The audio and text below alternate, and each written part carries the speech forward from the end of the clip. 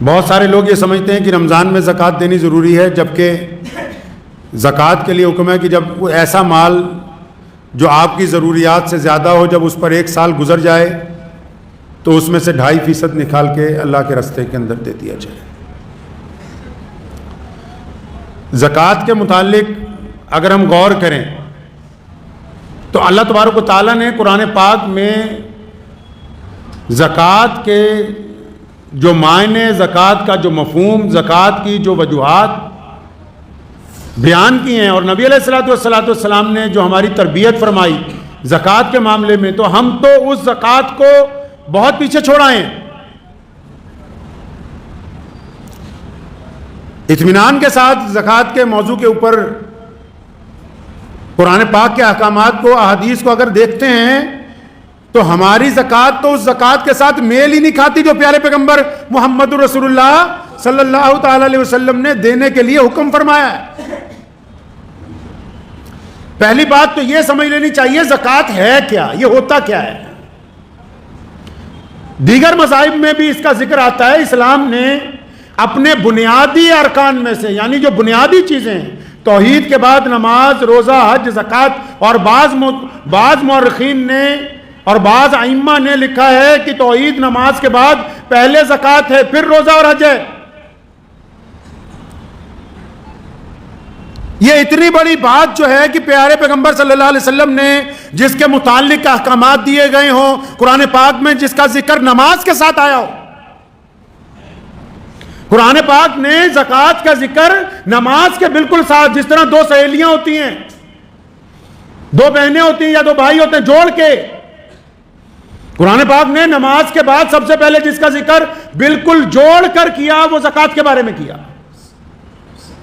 اب زکوٰۃ ہے کیا، زکوٰۃ دینی کس کو ہے، زکوٰۃ دینی کیسے ہے، زکوٰۃ دینے کی وجہ کیا ہے، زکوٰۃ بنائی کیوں گئی، زکوٰۃ کا معنی کیا ہے، یہ کچھ پتہ نہیں۔ بس ہم نے اپنی مرضی، کیونکہ نعوذ باللہ ہر جگہ تھوپ رکھی ہے، ہمارے نام نہاد اسلام جو ہم نے بنایا، جس نے مسلمانوں کے وجود کے لیے خطرہ کھڑا کر دیا، جس نے مسلمانوں کے نام کو خراب کر دیا، جس نے مسلمانوں کی اجتماعیت کو نقصان پہنچایا، وہ نام نہاد اسلام جو ہمارے ملاؤں نے، ہمارے بڑے بڑے چودھریوں نے، ہمارے بڑے بڑے جھوٹے دیندار طبقے نے تیار کر کے رکھا، ہم نے اس کو سمجھا کہ بس یہی اسلام ہے جی۔ زکوٰۃ کے متعلق اگر آپ پیارے پیغمبر محمد رسول اللہ کے حکم پہ آ جائیں گے، پیارے اللہ تبارک و تعالیٰ کے حکم کے اوپر آ جائیں گے، تو مجھے یوں محسوس ہوتا ہے جیسے آدھی دنیا کے دانشور آپ کے خلاف ہو جائیں۔ یہ کیا باتیں کرتے ہو کہ زکوٰۃ ایسے دینی ہے؟ تو ہم تو چاہتے ہی نہیں کہ لوگوں کو بتائیں کہ زکوٰۃ ہے کیا، زکوٰۃ بنائی کیوں، زکوٰۃ کا مفہوم کیا ہے، زکوٰۃ دی کیوں جاتی ہے۔ نہیں، بس ہمیں اتنا پتہ ہے کہ رمضان آ جائے زکوٰۃ لاؤ، صدقہ لاؤ، فطرہ لاؤ، اور یہ پتہ ہی نہیں کہ یہ بنایا کیوں ہے۔ بنٹا دھار کر دیا سارے کا سارا۔ ایک ہوتا ہے نا نمبر رانگ مل جائے، یا تو پوری ایکسچینج ہی پٹھی جگہ لگا دی لے جا کے۔ سارے سسٹم کا نظام اپنی من مرضی کے ساتھ۔ قرآن پاک نے نماز کے ساتھ زکوٰۃ کا حکم دیا، کیوں؟ کیونکہ حکم ہوا کہ نماز کے ذریعے رب راضی کرنا ہے اور مال کے ذریعے رب کے بندوں کو راضی کرنا ہے۔ نماز سے اللہ کو راضی کرنا ہے، اور نماز کے بعد جو اللہ نے ہمیں دولت دی ہے اس کو خرچ کر کے اللہ کے بندوں کے دلوں کو راحت پہنچانی ہے۔ فرمایا تاکہ تمہارا مال پاک ہو جائے۔ مال کو پاک کرنے کی بات کیوں کہی؟ زکوٰۃ کے ذریعے مال کیوں پاک ہو جائے؟ کیونکہ امت محمدیہ صلی اللہ علیہ وسلم میں پیارے پیغمبر نے فرمایا، حدیث کا مفہوم ہے، فرمایا ہر ایک امت میں ایک فتنہ ہوتا ہے، میری امت کا فتنہ مال ہے۔ اب 3 نیتوں کے علاوہ بندہ اگر پیسے کماتا ہے تو پیسہ خراب ہے۔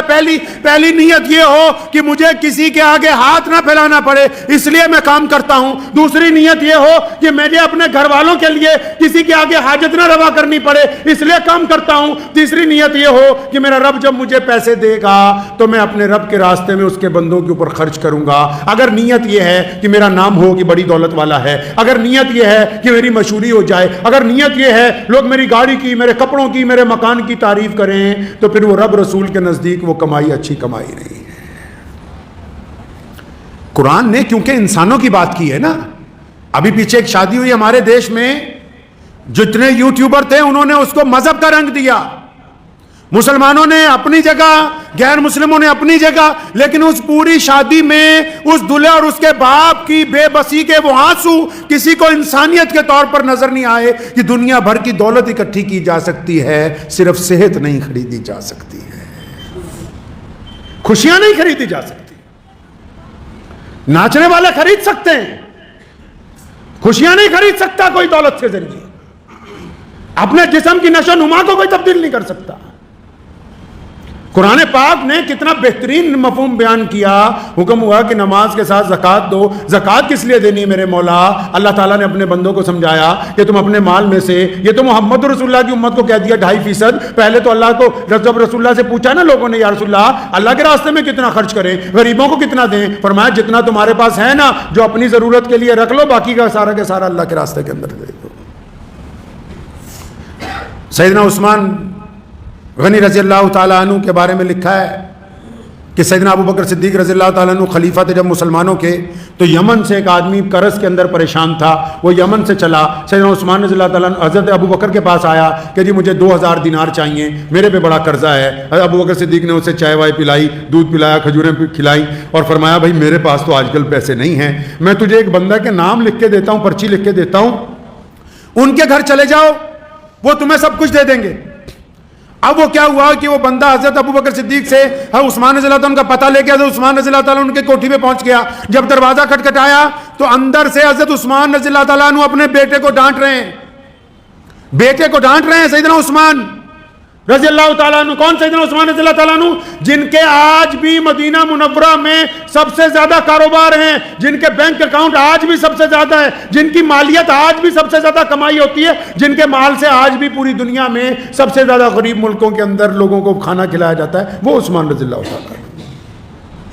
اور جب دروازہ کھٹکھٹایا نا تو عثمان رضی اللہ تعالیٰ عنہ اندر اپنے بیٹے کو کیا ڈانٹ رہے ہیں؟ اپنے صاحبزادے کو۔ فرمایا تو اتنا فضول خرچ ہو گیا ہے کہ تو دودھ کے اندر شہد کا چمچ ملا کے پیتا ہے، دودھ تو اللہ نے میٹھا ہی بنایا ہے اور شہد بھی میٹھا، تو اتنے پیسوں کی بربادی مچا رکھی ہے، یا تو دودھ پی لیتا یا شہد کا چمچ کھا لیتا، اتنی بربادی۔ اب یہ جو بندہ آیا تھا 2000 دینار مانگنے، اب اس نے جب بات سنی تو یہ تو پریشان ہو گیا، کہتا مجھے خلیفہ نے کس کے گھر بھیج دیا، یہ تو اتنے کنجوس ہیں، دودھ اور شہد پہ اپنے بیٹے کو ڈانٹ رہے ہیں۔ بڑے لوگ بڑے ہوتے ہیں، بڑوں کی باتیں بڑی ہوتی ہیں۔ بڑا وہ نہیں ہوتا جو اکڑ کے چلتا ہے، بڑا وہ ہوتا ہے جو جھک کے ملتا ہے۔ پہلی بات سیدنا عثمان رضی اللہ عنہ نے دروازہ کھولا، پہلی بات، جو بڑے ہوتے ہیں ان کی باتیں ہی نہیں ڈالی، پہلی بات کہا میرے بھائی مجھے اللہ کے واسطے معاف کر دینا، میں نے تمہاری آواز تو سن لی تھی لیکن بچوں کو کچھ سمجھا رہا تھا اس لیے تمہیں انتظار کرنا پڑا، اس بات کے لیے معافی چاہتا ہوں۔ اور اس کو پھر اپنے ڈرائنگ روم میں بٹھایا، جس کو بیٹھک کہتے ہو آپ، بیٹھک میں بٹھایا تو نوکر کو بلایا، فرمایا مہمان آیا ہے، دودھ لاؤ شہد ڈال کے، کھجوروں کا حلوہ منگوایا اس کے لیے، اور گھر میں جو کچھ مہمانوں کے آگے ایک رئیس آدمی پیش کر سکتا ہے وہ ساری چیزیں پیش کی۔ وہ بڑا حیران ہوا، کہتا یار ابھی تو دروازے پہ اپنے بیٹے کو ڈانٹ رہے تھے کہ تو نے فضول خرچی مچا رکھی ہے، اب میرے آگے تو اتنی چیزیں رکھ دی۔ ابھی وہ ناشتہ واشتہ کر ہی رہا تھا تو اتنی دیر میں حضرت عثمان رضی اللہ عنہ کو کچھ کہنا چاہا، فرمایا کوئی بات نہیں، اپنے غلام کو بلایا، فرمایا وہ جو مہمان کے لیے ہم نے اونٹ تیار کروایا وہ لاؤ۔ اب وہ غلام وہ اونٹ لے کے آیا اس مہمان کے ساتھ، جب وہ اپنے صحن میں پہنچے، فرمایا اس اونٹ میں وہ جو تھیلے لٹک رہے ہیں، ایک تھیلے میں 5000 دینار ڈال دیے تمہاری ضرورت کے لیے، تمہارے اور تمہارے گھر والوں کے لیے دوسرے تھیلے میں کپڑے نئے ڈال دیے تاکہ تم اچھا لباس پہن سکو، اور اس کے آگے والے میں سفر کے لیے تمام خشک چیزیں، میوہ جات، خشک گوشت وہ ڈلوا دیا ہے تاکہ راستے میں تمہیں بھوک لگے تو کھاتے پیتے جانا۔ تو بڑا حیران ہوا کہ بھائی یہ تو اپنے بچوں کو دودھ شہد پر ڈانٹ رہے تھے اور میرے لیے تو 2000 دینار چاہیے تھے، 5 دے دیے۔ تو وہ تھا تو دیہاتی نا بدو، جب سب کچھ مل گیا نا، کہنے لگا حضرت یہ جو اونٹ ہے یہ کب واپس کرنے آؤں؟ حضرت عثمان رضی اللہ عنہ نے فرمایا بچے یہ واپس کرنے کے لیے تو دیا نہیں، یہ بھی ساتھی میں ہے، یہ بھی ہدیہ ہے۔ سیدنا عثمان رضی اللہ عنہ کے بارے میں ایک جگہ لکھا ہے کہ ایک مرتبہ ان سے کوئی بندہ شہد مانگنے کے لیے آیا، ان کا غلام ذرا تیز ترار تھا تو اس نے ان کو کہا حضرت یہ شہد چاہتا ہے تھوڑا سا، فرمایا اس کو 1 ڈول دے دو۔ تو غلام بہت تیز تھا، تو اس نے کہا اچھا حضرت اگر اس کو ایک ڈول دے دیں گے تو، کیونکہ دو ڈول باندھے ہوتے ہیں اونٹ کے دونوں طرف، فرمایا اگر ایک پورا اس کو دے دیں گے تو دوسرا گر جائے گا، فرمایا ایسا اچھا اس کو ایسا کرو دونوں دے دو. وہ کہنے لگا حضرت دونوں یہ اٹھائے گا کیسے؟ فرمایا جس اونٹ پر لاد رکھے وہ بھی دے دو. اب جب حضرت نے یہ کہا نا تو بھاگا ہی گیا. تو وہ بندہ سمجھ رہا تھا کہ یہ بار بار میرے سے اڑ رہا ہے. اس نے اس غلام کو پوچھا، کہنے لگا اس کے بعد تو نے کوئی سوال نہیں کیا کہ اونٹ جو ہے اس سے بھاگ جائے گا، یہ لے جا نہیں سکے گا؟ کہتا میں ان کو جانتا ہوں، ان کے گھر میں نوکری کرتا ہوں. اگر میں یہ کہہ دیتا کہ حضرت یہ اونٹ نہیں چلا پائے گا تو حضرت عثمان مجھے کہتے تو بھی اسی کے ساتھ چلا جائے، تجھے بھی ہدیہ کر دیا.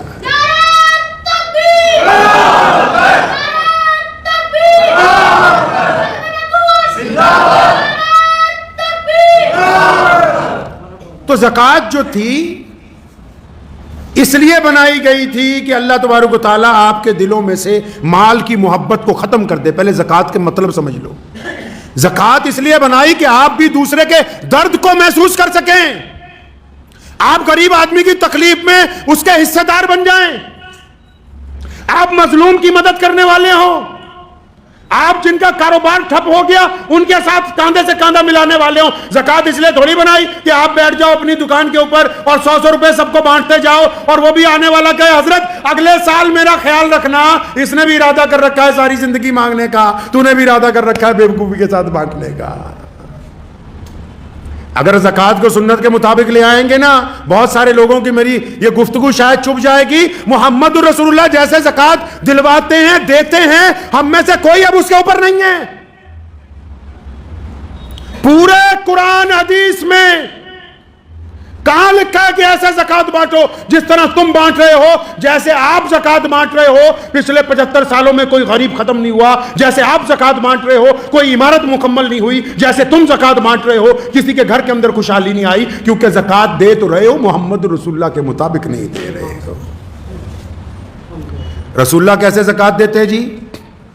رسول اللہ زکوٰۃ کیسے دلواتے ہیں؟ اس میں حیرت کی بات اور بتا دوں آپ کو، بڑی حیرت. اسلام کا پلر ہے زکوٰۃ، لیکن پیارے پیغمبر محمد رسول اللہ نے کبھی زکوٰۃ دی نہیں، کیونکہ ان کو دولت سے محبت تھی نہیں. جتنا آیا سورج غروب ہونے سے پہلے لٹا دیا اللہ کے راستے کے اندر، چاہے ابو ہریرہ ہو اور چاہے مولا علی کرم اللہ وجہ ہو، جو کچھ آیا سورج غروب ہونے سے پہلے اللہ کے راستے کے اندر لوٹا دیا. حضرت علی کو کسی نے پوچھا کہ مولا کیوں نہیں پیسے جمع کر کے رکھتے؟ فرمایا ٹھیک ہے جائز تو ہے، اگر جمع کریں گے تو پھر حساب دینا پڑے گا. زکوٰۃ کیوں بنائی؟ اب سمجھو. زکوٰۃ اس لیے بنائی تھی کہ دولت مند آدمی کے دل میں مال کی محبت کم ہو جائے، کیونکہ مال فتنہ ہے. مال ہمیں کہتا ہے یاشی کرو، مال ہمیں کہتا ہے کہ فالتو پیسے گھر پہ خرچ کرو، مال ہمیں کہتا ہے کہ دوسروں کے اوپر لٹاؤ، مال ہمیں کہتا ہے غیر ضروری دعوتیں کرو، مال ہمیں کہتا ہے کہ زنا کی طرف جاؤ، مال ہمیں کہتا ہے بدکاری کی طرف جاؤ. مال میں سے جب غریب کا حصہ نکالیں گے تب ہمیں کچھ عقل آئے گی کہ ہاں یہ صرف ہمارے لیے نہیں ہے، ہمارے رب نے اس لیے دیا ہے کہ ہم اس سے غریبوں کی مدد کر سکیں. مال پاک ہو جائے گا، یعنی دماغ میں سے گندگی نکل جائے گی. اس لیے فرض کی گئی، نماز کی طرح فرض کی گئی. بدبخت ہیں وہ لوگ جو صاحب زکوٰۃ ہونے کے باوجود اپنا حساب لگا کے زکوٰۃ نہیں دیتے. یاد رکھو جو زکوٰۃ کو خود ہی کھا رہا ہے اس کی نسلوں کے اندر دین باقی رہنے کے امکانات کم ہو جاتے ہیں. کیوں؟ کیونکہ زکوٰۃ نہ دینے کی وجہ سے، بدبختی کی وجہ سے گھر کے اندر غربت آ جاتی ہے، جہالت آ جاتی ہے، وہم پیدا ہو جاتا ہے. اب رسول اللہ کیسے زکوٰۃ دیتے تھے سنو. رسول اللہ فرماتے تھے اسلام نے جو شریعت میں آئیڈیل دیا زکوٰۃ کا نا، ہم میں سے کوئی اس پر نہیں ٹکا ہوا. کیا آئیڈیل ہے جی زکوٰۃ کا؟ محمد رسول اللہ نے سیدنا ابو بکر کی ڈیوٹی لگا رکھی ہے، سیدنا بلال رضی اللہ عنہ کی ڈیوٹی لگا رکھی ہے، ابو ہریرہ کی ڈیوٹی. کیا ڈیوٹی ہے جی؟ کہ زکوٰۃ اکٹھی کر کے یہاں لاؤ مسجد نبوی میں. زکوٰۃ کو سینٹرلائز کیا، اکٹھا کیا. زکوٰۃ کون کہتا ہے زکوٰۃ صرف پڑھانے کے لیے دینی چاہیے؟ لوگ کہہ رہے ہیں کہ صرف مدرسوں میں دو، جو دوسرے لوگ ہیں ماڈریٹ زکات فنڈ جنہوں نے بنا رکھے ہیں وہ کہہ رہے ہیں صرف ہمیں دو، ہم یونیورسٹیاں بنائیں گے، کالج بنائیں گے۔ کہاں کس کتاب میں لکھا ہے کہ زکات تمہیں پڑھانے کے لیے دینی ہے؟ محمد رسول اللہ نے زکات کا مرکز بنایا۔ کیوں مرکز بنایا؟ کیونکہ اس محلے کی زکات جب اس مسجد میں اکٹھی ہوگی، حضرت عمر ثانی عمر بن عبدالعزیز رحمۃ اللہ علیہ فرمایا کرتے تھے جب زکات اکٹھی ہو جائے نا تو جس کاروباری کا بھٹا بیٹھ گیا ہے، جس کاروباری کے اوپر اتنا قرض آ گیا کہ دکان بند ہو گئی ہے، جس مسلمان کے پاس اتنے پیسے بھی نہیں کہ وہ دہاڑی بھی کر کے اپنا روزگار نہیں چلا پاتا، تمہارے پڑوس میں جو ایسا بندہ ہے جس کے پاس کاروبار سرے سے ہے ہی نہیں، جو ایک ریڑھی لگانے کے قابل بھی نہیں ہے، یک مشت ایک آدمی کو ہر سال اتنی زکات دو کہ اگلے سال وہ زکات دینے والوں میں شامل ہو جائے۔ کیسے زکات بانٹ رہے ہو؟ کیا رسول اللہ کی سنت ہے؟ کس کتاب نے کہا کہ یہ سنت ہے؟ زکات اس لیے بنائی گئی تھی کہ لوگوں کو غربت سے اٹھانا، اور دی ہے سیدنا ابو بکر سے لے کے خلفائے راشدین نے، عمر بن عبدالعزیز رحمت اللہ علیہ تک اتنا زکات کا سینٹرلائز مسلمانوں نے کیا، اتنی مرکزیت زکات کی بنائی کہ آخر ایک وقت آ گیا خلیفہ کے پاس زکات بچ گئی، کئی کروڑ روپے اٹھا کے شام بھیجی، شام کے گورنر نے چٹھی لکھ کے واپس بھیجی کہ حضرت ہمارے ہاں تو کوئی زکات لینے والا نہیں، پھر زکات اکٹھی کر کے یمن بھیجی، یمن کے گورنر نے چٹھی لکھ کے بھیجی ہمارے ہاں تو کوئی زکات لینے والا نہیں، پھر زکات اکٹھی کر کے افریقہ بھیجی، اس نے کہا جی ہمارے ہاں تو کوئی، کیونکہ زکات کو ہر سال انہوں نے مرکزیت بنا کے اپنے علاقے میں سے غربت کو دور کی۔ معاف کرنا، آج کے لوگ غربت کو قائم رکھنا چاہتے ہیں، یہ زکات کو تماشبینی کی طرح دینا چاہتے ہیں، یہ غربت نہیں دور کرنا چاہتے، یہ اپنا نام و نہاد چاہتے ہیں۔ یہ جتنے بڑے بڑے چودھریوں کے پاس، گستاخی کی معافی سے کہہ رہا ہوں، جو بڑے بڑے ادارے بھی بن گئے نا، ان کے اپنے مولوی بھوکے مر رہے ہیں، قرض میں ڈوبے ہوئے ہیں، سود پہ پیسے لے لے کے مرنے کے لیے تیار ہیں، خودکشیاں کر رہے ہیں، اور تم زکات کے اوپر سانپ بن کے بیٹھے ہوئے ہو کہ نہیں یہ تو پڑھائی پر۔ کس پڑھائی پر؟ اسلام نے کہا کہ جو غریب ہے اس کو اتنا دو، اتنا دو، اتنا دو کہ آئندہ سال یہ خود اپنے بچوں کو پڑھائے، یہ خود دوسروں کو زکات دے، یہ خود اپنی بیوی بچوں کا قرض اٹھائے۔ تم چاہتے نہیں، تم کہتے ہو کہ بس غریب کے بچے کو 3 وقت مدرسے میں روٹی کھلائیں گے، اس کی غربت نہیں دور ہونے دیں گے۔ زکات کا تماشا کھیل بنا دیا زکات کو۔ ارے اس حد تک گر گئے ہیں ہم، تو فطرہ رکھا تھا اس لیے کہ چلو روزے کا کفارہ ادا ہو جائے گا، کسی غریب کی جھولی میں کچھ چل جائے گا، ایتھے تا عید آڑ تو پہلے ہی فطرہ کھچ کے لے جانے ہیں کہ کسی غریب کے منہ میں نہ ڈال دے، بھیا یہ ہمارے پاس پہنچا دے بس۔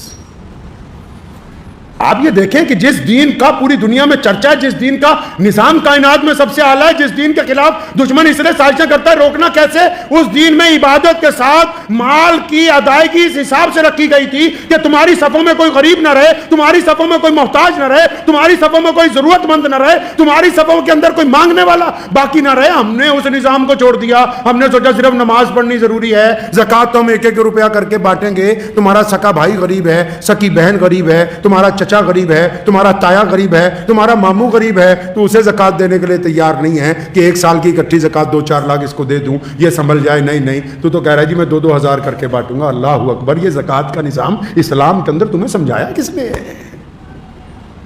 اور زکات تو یہ صرف وہ فرض ہے جو مالداروں پہ دینی ہے، اس کے بعد بھی قرآن نے کہا کہ جو دینا اللہ کے راستے میں اور دو، رکو نہیں، اللہ سے کاروبار کرو، رکو نہیں اللہ کے راستے کے اندر مال خرچ کرنے سے۔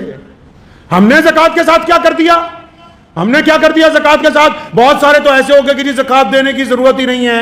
عام سے محاورے کے ساتھ سمجھ لیجئے، آپ کے کوئی جسم پر زخم ہو گیا، آپ ڈاکٹر کے پاس چلے گئے، ڈاکٹر نے کہا چیرا لگائیں گے تو یہ 2-3% خون جو ہے، 2-4 قطرے خون کے نکل جائیں گے تو یہ آپ کا زخم ٹھیک ہو جائے گا۔ تو آپ ڈاکٹر کو کہا کیوں؟ میں تو اپنے 2.5 قطرے خون کے نہیں دے سکتا ہوں کیونکہ جسم بھی میرا، خون بھی میرا۔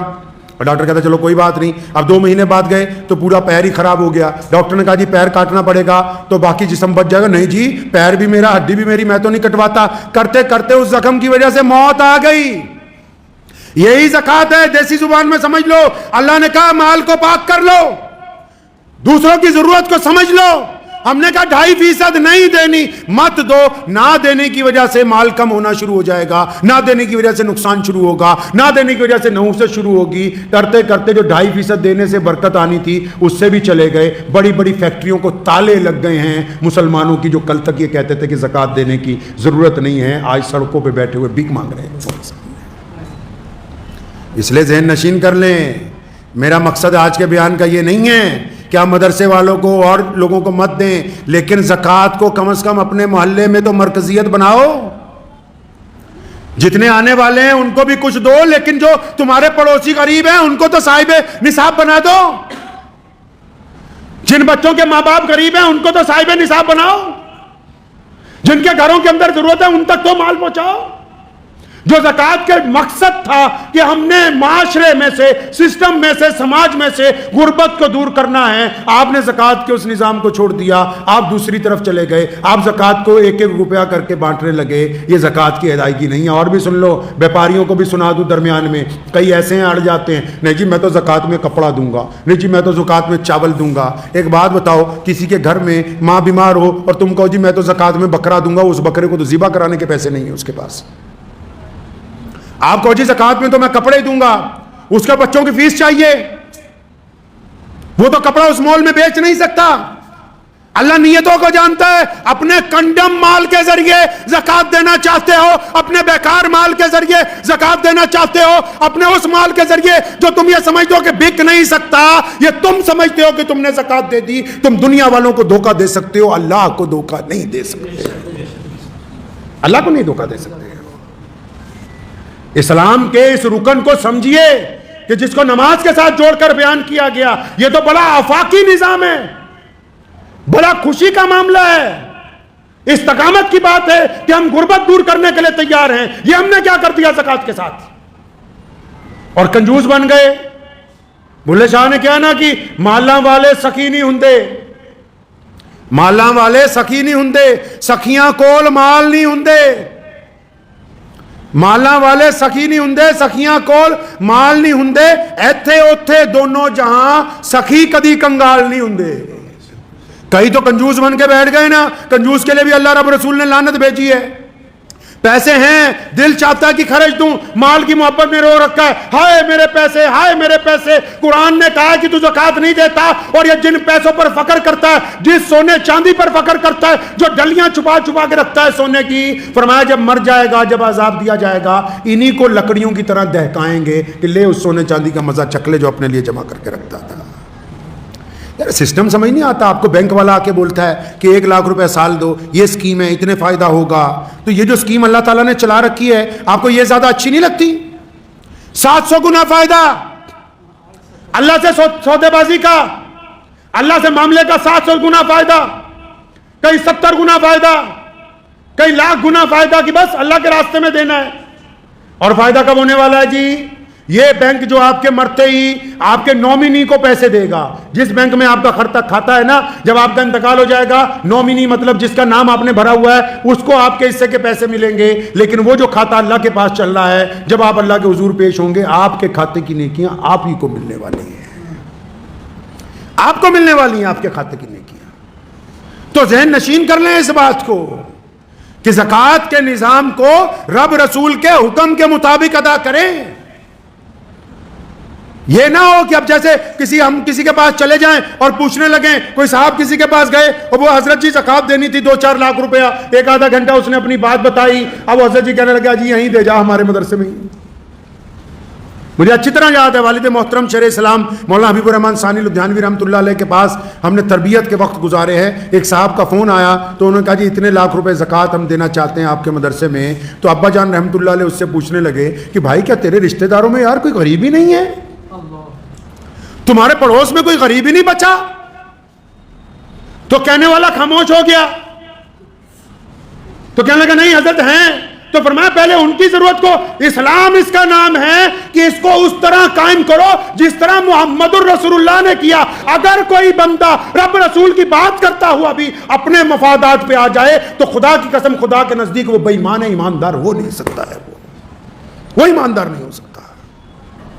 اللہ تعالیٰ جیسے چاہتے ہیں کہ میرے بندوں کو میرے رسول کی بات جس طرح بتائی جائے، جو بات اللہ تبارک و تعالیٰ نے اپنے بندوں کو سمجھائی وہی بات زندگی کے معاملات میں ہونی چاہیے. آپ رمضان میں زکوٰۃ دے رہے ہیں، اچھی بات ہے. زکوٰۃ 365 دنوں کے بعد دی جاتی ہے، 1 سال کے بعد. ٹھیک ہے آپ نے نظام بنایا رمضان میں ہی دیں گے، لیکن زکوٰۃ دینے سے پہلے کبھی اپنی مسجدوں کے اندر بیٹھو، اپنے محلوں میں سر جوڑ کے ایک دوسرے کے ساتھ بیٹھو کہ پیارے پیغمبر نے زکوٰۃ کا مرکزیت کو قائم کیا اور پیارے پیغمبر نے زکوٰۃ کے پیسے پہلے قرض داروں پر خرچے ہیں. سن لو ماڈریٹ مسلمانوں اور بڑے بڑے تعلیمی ادارے چلانے والوں، یہ جن غریب بچوں کو پڑھانے کی بات کرتے ہو، پہلے ان کے ماں باپ کی غربت ختم کرنے کی بات کرو۔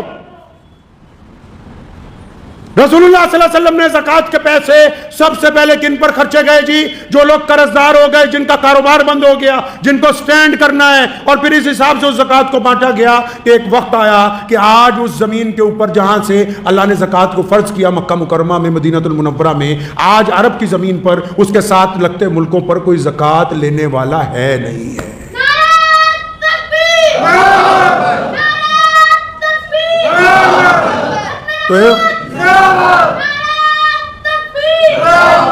تو اس بات کو اچھی طرح ذہن نشین کر لیجئے کہ ٹھیک ہے کہ پیسے بانٹ رہے ہیں، مثال کے طور پہ آپ کے محلے میں 50 لاکھ زکوٰۃ اکٹھی ہوتی ہے، 10 لاکھ روپیہ سفیروں کے لیے رکھ لیجئے کہ جو بھی جہاں سے آئے گا ہم اس کو خالی نہیں جانے دیں گے، اور لیکن 40 لاکھ روپیہ تو انہیں ایک دو غریب لوگوں کو دو، جن کا کاروبار نہیں ہے، جن کی دکان بند پڑی ہوئی ہے، جن کے گھر کے اندر بیماریاں ہیں، جن کے پڑھے لکھے بچے موجود ہیں، نوکریاں ان کے پاس نہیں ہیں، ان کے اوپر پیسہ لگاؤ، ان کو کام کر کے دو، مانیٹری کمیٹی بناؤ جو دھیان رکھے کہ یہ پیسے کا صحیح استعمال کر رہے ہیں، تاکہ اگلے سال وہ بھی تمہیں 10,000 زکوٰۃ دینے والے بن جائے۔